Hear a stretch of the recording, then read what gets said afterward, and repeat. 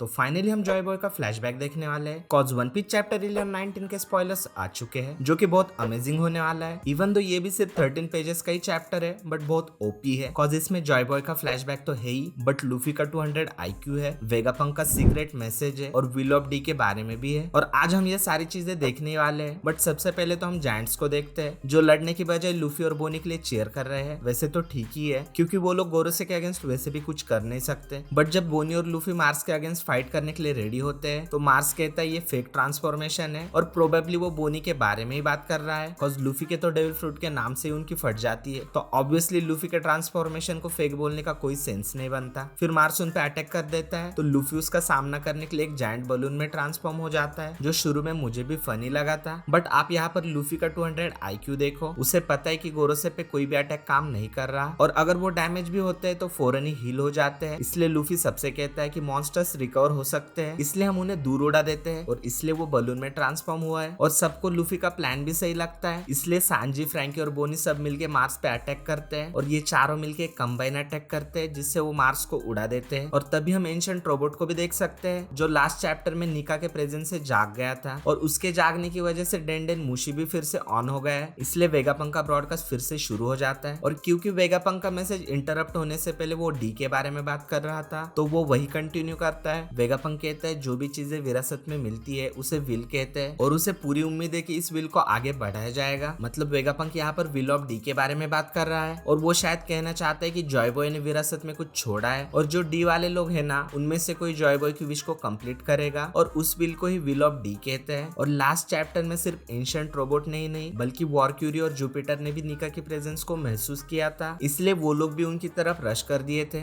इसलिए वो भी अब लूफी के ग्रुप से फाइट कर रहे हैं। जैसे वॉरक्यूरी एल्बाब की शिप पे अटैक कर देता है और जुपिटर और लूफी के बीच में फाइट शुरू है। और जैसा कि बोनी ने पहले भी कहा था कि वो फ्यूचर फॉर्म में ज्यादा देर तक नहीं रह सकती इसलिए वो एग्जॉस्ट हो चुकी है और वापस से अपने किड फॉर्म में आ चुकी है। फिर हम एंशिएंट रोबोट का फ्लैशबैक देखते हैं जिसमें उसे जॉय बॉय की आवाज सुनाई देती है जहाँ जॉय बॉय कहता है इमित, जिससे हम लोग ये समझ सकते हैं कि एंशिएंट जायंट रोबोट का नाम इमित है। जॉय बॉय इमित से कहता है जब टाइम आएगा ना तब तुम। अब यहाँ पर जॉय बॉय इतना ही कहता है but I guess Joy Boy ये कहना चाहता है कि जब टाइम आएगा ना तो तुम मेरी हेल्प करना या ऐसा ही कुछ और लूफी यानी जॉय बॉय यहाँ पर है मतलब वो टाइम आ चुका है। इसलिए एंशिएंट रोबोट एक बड़ी जंप मार के समंदर से बाहर निकलता है और आते ही सीधा अपना रिवेंज ले लेता है मतलब वॉरक्यूरी पे अटैक कर देता है कॉज 2 चैप्टर्स पहले उसने इमित को समंदर में फेंका था। और इमित को देखकर लूफी चिल्लाता है रोबोट क्या तुझे पता है नेक्स्ट वीक ब्रेक है। बट तब तक हम एक्सप्लेन में के ये थेरी वीडियोस देख सकते हैं या फिर इस वीडियो से शैंक्स और किड को भी देख सकते हैं।